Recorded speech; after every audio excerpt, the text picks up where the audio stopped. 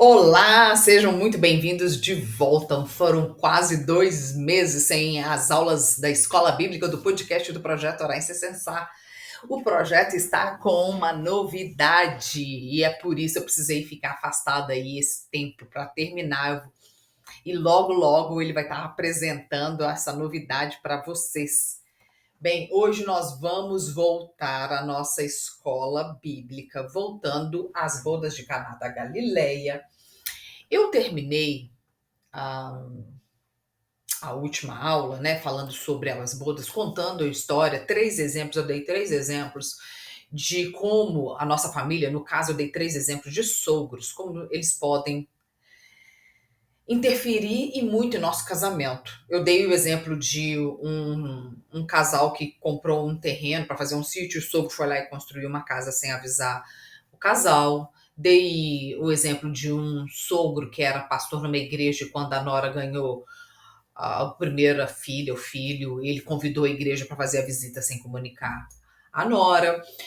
Comentei sobre um sogro que foi tirar satisfação na casa da nora porque naquele domingo ela não foi almoçar na casa dele, enfim. E eu terminei avisando, não vou nem entrar em exemplo de sogra porque isso aqui não ia ter fim, né? Porque sogra consegue apimentar em grau assim muito maior do que sogro. E terminei falando que, Senhor Deus, é muita transformação para pouca uva, é só um casal, são só duas pessoas, né?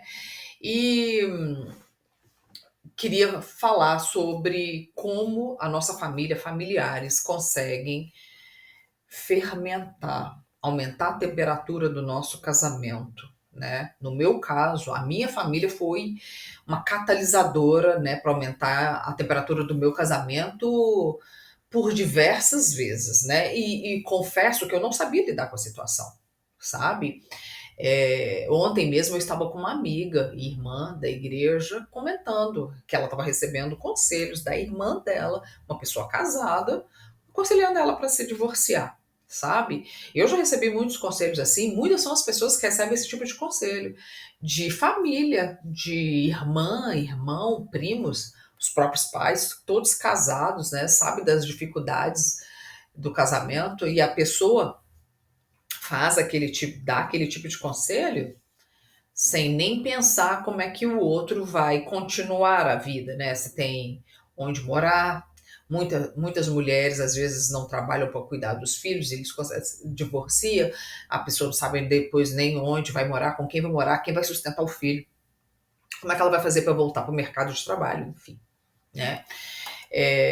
E eu, nessa época, quando recebia muito desses conselhos, fiz o que muita gente faz, né? Ficava do lado do meu pai, da minha mãe, das minhas irmãs, ao invés de ficar do lado do meu cônjuge, né? E, na verdade, né, muitos de nós demoramos tempo demais para entender que a sua família agora é o seu marido, ou a sua esposa e os seus filhos, né?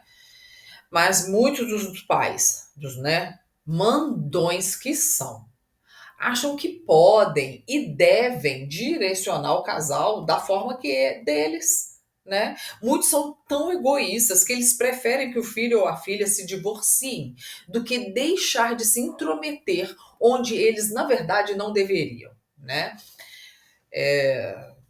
Tem aí rolando na internet agora uma série da Netflix, acho que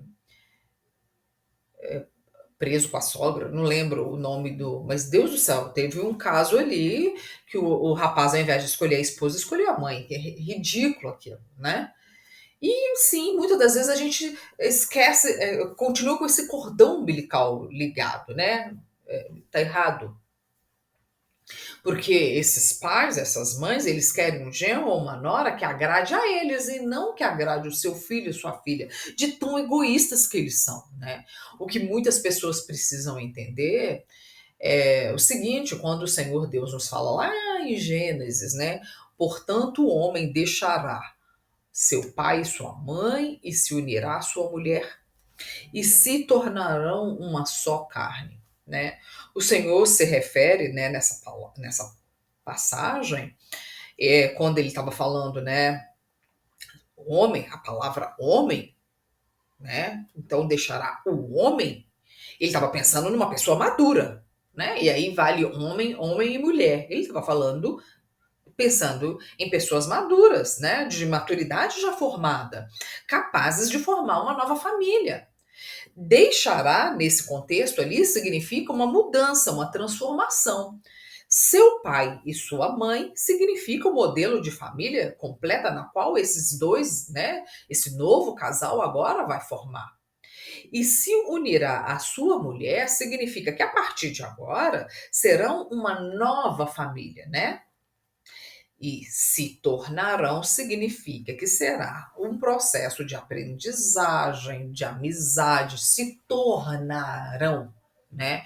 É um processo de aprendizagem, de amizade, de respeito, de confiança, né? E uma só carne significa intimidade, uma intimidade profunda entre duas pessoas que não deve ser compartilhada com familiares, né?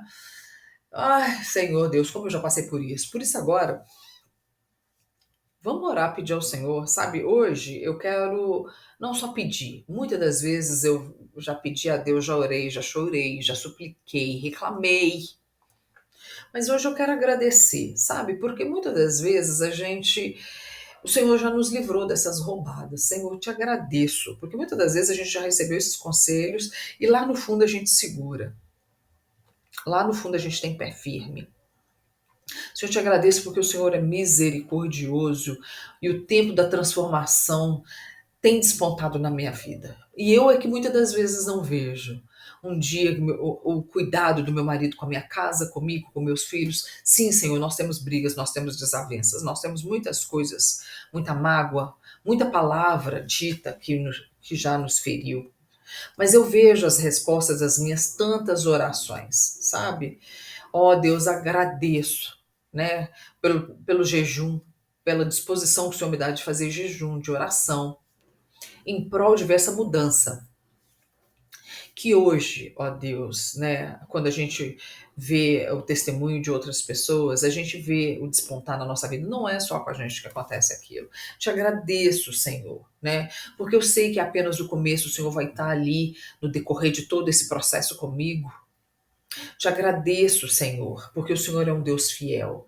Obrigada, ó Deus, por ter sustentado a minha casa, a minha família, o meu casamento, o meu marido, a minha vida até hoje. Em nome de Jesus eu oro. Continue. Em nome de Jesus. Não devemos permitir que outras pessoas, né, venham interferir. E sim, essa interferência acontece porque muitas das vezes a gente vai desabafar com irmã, com mãe, e os conselhos que nós recebemos nem sempre são aqueles direcionados por Deus. No meu casamento, chegou um momento em que eu decidi a não mais continuar. A gente já estava ali por volta dos 7, 8 anos de casado, hoje eu já estou com 15. Aumentou tanto a temperatura do meu casamento, né, que eu não queria mais perdoar, eu não conseguia mais perdoar meu marido, não era só querer. Era tanta briga, tanta discussão que me vinha à memória palavras, ofensas, acontecimentos passados, que na minha cabeça justificava o divórcio. A verdade é que nós sempre teremos bons motivos para justificar esse divórcio. Porque engolir o orgulho, pedir perdão, assumir que você também tem culpa, é mais difícil do que abandonar o casamento. Pelo menos é o que parece ser, né? Ali naquele momento de angústia, de no calor da emoção, é o que parece ser, mas na verdade não é. Eu quero esclarecer aqui, deixar um ponto claro: eu não sou a favor de agressões físicas ou emocionais. Nós vivemos debaixo de leis que precisam ser cumpridas, tá? Para minha alegria e misericórdia, e para né, alegria e misericórdia do Senhor, ele sempre esteve, graças a Deus, próximo ao meu lar, né? Quando eu decidi de vez pedir esse divórcio, porque eu já tinha ensaiado várias outras vezes, o Senhor colocou uma irmã no meu caminho para orarmos juntas, e é o que eu estou tentando fazer aqui, fazer com os outros aquilo que foi feito comigo, começar a orar, a exemplificar, né? Nós começamos a orar porque eu estava desesperada, procurando ajuda por todos os lados, né? Com a primeira pessoa que estivesse disposta em me ajudar, a me ouvir, a me dar um conselho digno. Um dia de muito sofrimento, eu fui chorando à igreja e eu pedi duas irmãs que lá estavam para orar por mim. Elas oraram e me indicaram uma outra irmã na igreja, que era terapeuta, e eu fui conversar com essa irmã terapeuta. Ela me apresentou um plano de tratamento dela com um valor absurdo. E eu cheguei até a pensar em me apertar e pagar, porque eu já não estava aguentando mais. Eu não sabia mais o que fazer. Meu Deus do céu, a pessoa, né, vendo você ali passando por aquela situação, tentando tirar vantagem ainda de você, naquela situação angustiante, né, agoniante. Também tentei nessa mesma igreja ligar para uma outra irmã que tinha fama lá de ser a espirituosa do grupo. Foi outro desastre. Quando eu liguei para essa irmã, eu estava tão triste, precisando de uma palavra de consolo, de uma palavra amiga, sabe, de uma oração. Mas ao invés disso, essa irmã só faltou me dizer que o que eu estava passando não era nada mais nem nada menos do que eu merecia. Porque como meu marido não é cristão, ela chegou a me dizer que eu estava em julgo desigual e blá blá blá, e que a culpa era minha. Ela não teve a coragem de fazer uma oração por mim, de pedir ao Senhor misericórdia. Sabe esse tipo de gente sem misericórdia, com ar de superioridade, sabe? Que é tudo que a gente não precisa quando a gente está passando por esse tipo de problema. Mas eu estava tão disposta, sabe? Não sei hoje não sei se dizer se disposta, se desesperada a buscar uma direção em Deus, a buscar uma solução, que eu continuei orando, pedindo ao Senhor, né? Dizendo, Senhor, se esse casamento realmente é do Senhor, eu peço que o Senhor transforme, porque do jeito que tá, eu não quero mais. E se é essa a sua situação hoje, eu te aconselho a fazer a mesma coisa. Falar com o Senhor, Senhor, se esse casamento é do Senhor, peço-te que transforme. Porque às vezes, muitas das vezes, do jeito que tá, não dá mesmo pra gente ir levando. Eu contei sobre essas pessoas, né, que tiraram a minha paz dentro da igreja, ao invés de me ajudarem, né, para explicar e incentivar você que está enfrentando o mesmo que eu já enfrentei, para não dar ouvidos a pessoas que não querem ou talvez não saibam nos ajudar. Continue buscando de Deus orientação e pedindo a Ele para abrir uma porta para você, assim como Ele fez comigo. Porque o Senhor pode e quer transformar o nosso, né, o seu casamento. Quando nós buscamos de Deus uma direção, dizemos a Ele que não aceitamos mais as coisas, né, conforme elas estão, né? E que para alcançar algo nós devemos sim perguntar ao Senhor, perguntar a Ele como fazê-lo, né? E quando Ele nos mostrar, nós devemos ir atrás, sermos perseverantes, devemos nos esforçar, mostrar ao Senhor que o que depender de você, mostra a Ele que depender de você, do seu esforço, da sua dedicação, aquilo vai acontecer. Porque nós somos os únicos responsáveis pelo nosso próprio sucesso. Né? Os coaches vivem dizendo isso o tempo todo. E é verdade, nós somos os responsáveis pelo nosso próprio sucesso. Então, em um domingo, né, depois do culto, contei para outra irmã toda a minha situação. E dessa vez, o Senhor levantou essa irmã, que se dispôs a orar comigo. E quando nós começamos a orar, eu estava tão machucada, tão decepcionada, tão ferida, que eu não aceitava conselhos, assim. Eu achava que o Senhor ia transformar o meu marido. Eu comecei a oração pedindo a Deus para transformar o meu marido, porque eu achava que ele que precisava de transformação. Então essa irmã me emprestou uma apostila na época que falava sobre perdão. Nessa apostila devia ter mais ou menos, não, devia não, tinha 30 exercícios que deveriam ser feitos um por dia durante um mês. Digo que não foi fácil, porque os exercícios pediam para eu pedir perdão para o meu marido. E eu pensava, pedir perdão de quê? Foi ele que me feriu, foi ele que me machucou, foi ele que fez isso, foi ele que fez aquilo, foi ele que falou isso, foi ele que falou aquilo outro.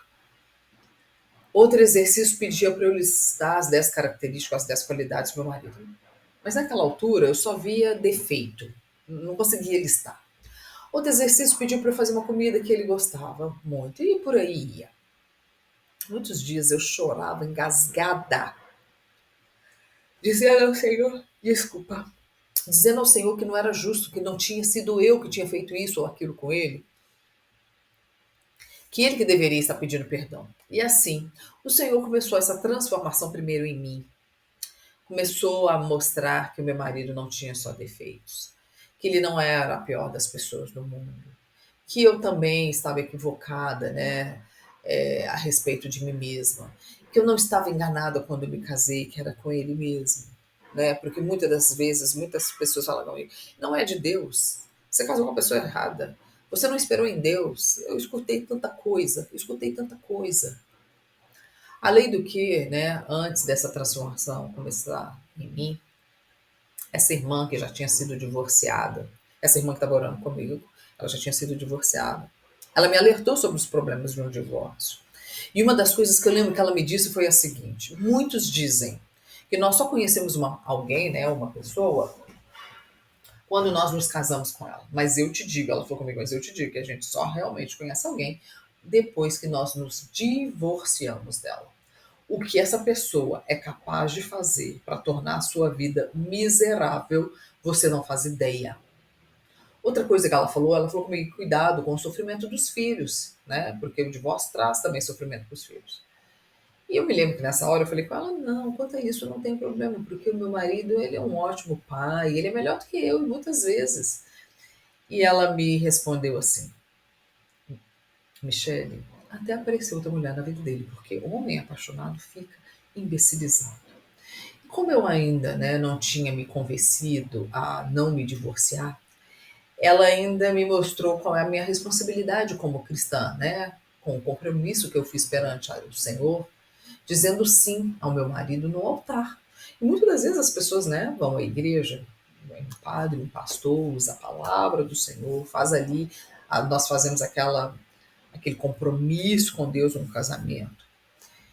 E simplesmente nós depois esquecemos desse compromisso e queremos fazer o divórcio. E ela me lembrou daquela história de Rispa, a mãe incansável, né? Concubina do rei Saul, que teve seus 2 filhos mortos por causa de uma aliança desfeita por Saul, quando ele matou os gibeonitas. Aliança essa que Josué fez perante o Senhor, né? Que ia conservar a vida desses gibeonitas. Saul foi lá, matou.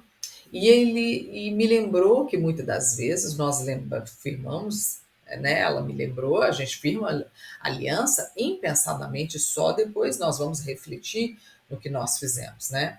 Alianças como casamentos, sociedades, são registradas diante do Senhor e elas têm um peso de responsabilidade, compromisso e um peso espiritual. E nós não podemos desfazê-la de forma leviana. Por isso, devemos pensar muito antes de casar e pensar mais ainda antes de romper esse casamento. Pense bem antes de fazer uma sociedade com alguém. Não somente pense, mas ore a Deus a respeito dessas decisões, para que mais tarde, né, a gente não venha arrepender, não venhamos sofrer consequências que nem essa que Rispa sofreu, né? Rispa foi aquela mulher que, quando faltou água, né, Davi perguntou aos gibeonitas, foi perguntar, um profeta foi perguntar a Deus, e Deus falou, isso é por causa da aliança que Saúl desfez matando os gibeonitas. E aí Davi vai aos gibeonitas e pergunta para eles, o que vocês querem que eu faça para vocês que vocês nos perdoem e essa maldição vai embora? E eles falam, eu quero 7 homens da casa de Davi. Queremos, né, que morra, é isso que eles pediram, 7 homens da casa de Davi. E desses 7 homens, 2 foram os 2 filhos de Rispa. E eles mataram os 2 filhos dela e ela ficou em cima do monte por 2 dias lá, abanando os filhos para que os animais não fossem comer os filhos dela. Olha que tristeza, que sina, né? Que consequência passar por uma aliança que foi desfeita. Então, depois de escutar a experiência dela sobre divórcio, me contar sobre esse caso de Rispa, né? Eu comecei a levar mais a sério ali, fazendo os exercícios, orando com ela. E essa transformação começou primeiro em mim. E logo após, claro, meu marido começou a se transformar também, mas a transformação precisa primeiro começar em nós que conhecemos a palavra de Deus. né? Tudo começa com o poder da oração. Depois desses 30 dias orando, fazendo os exercícios da apostila, nós ainda resolvemos orar os 150 salmos juntas, pedindo ao Senhor, né, agora não só pelo meu casamento, porque nós também tínhamos problemas na vida financeira, familiar, ela já com filhos adultos, eu com filho pequeno. E foi assim que o Senhor foi transformando o meu casamento e ainda me deu de presente o projeto Orar e Sem Cessar, né? Eu, depois dos 150 salmos, já orei provérbios, eclesiastes, fizemos o louvor em cantares. Agora eu estou escrevendo, gravando orações. Ainda está vindo aí um projeto novo, que depois eu vou falar para vocês o que é, né? Eu vou falar qual é a surpresa. E é isso, para isso que eu estou aqui fazendo isso, para que outras vidas, outros casamentos também sejam transformados e impactados com o poder da oração, como o meu casamento, como eu fui, primeiro eu, né? E o Senhor me mostrou lá no livro de 1 Coríntios, no capítulo 7, do 12 a 14, que fala assim: se algum irmão tem mulher descrente e ela consente em habitar com ele, não a deixe. E se alguma mulher tem marido descrente e ele consente em habitar com ela, não o deixe. Porque o marido descrente é santificado pela mulher e a mulher descrente é santificada pelo marido. Doutra sorte, olha só que importante é essa palavra. Doutra sorte. Os vossos filhos seriam imundos, mas agora são santos. Então, desfazer um casamento não é tão simples assim. Prestem bastante atenção nessa história de rispa. Prestem bastante atenção. Você, mulher, que às vezes deixou o trabalho para cuidar dos filhos, totalmente dependente do marido, não vá, tá? Na onda de conselhos de largue, porque muitas de nós não temos nem família para nos dar apoio. Tem muita mulher que sai de casa e não tem para onde voltar. E a família fala: foi o meu caso, tá? Separa, divorcia. E você, depois com o filho pequeno, você não sabe nem para onde você vai voltar. Para homens também. Meu marido é gaúcho, eu sou mineira, ele saiu do Rio Grande do Sul, veio para Minas, nos conhecemos aqui, nos casamos. Separa. E ele vai ter apoio de quem? Ele não tem família aqui, ele não tem conhecidos. Amigo, colega de trabalho. Prestem muita atenção.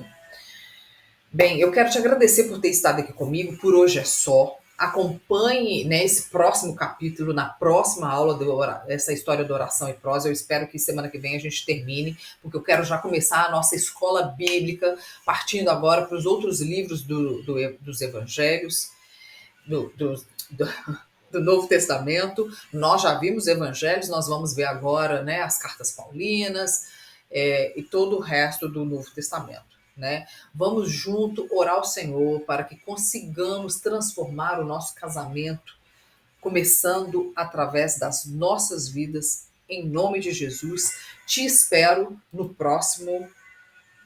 próxima escola bíblica para a gente terminar as bodas de Caná da Galileia. Fiquem com Deus e fiquem com essa palavra em nome de Jesus, com esse estudo de hoje. Amém? Fiquem com Deus.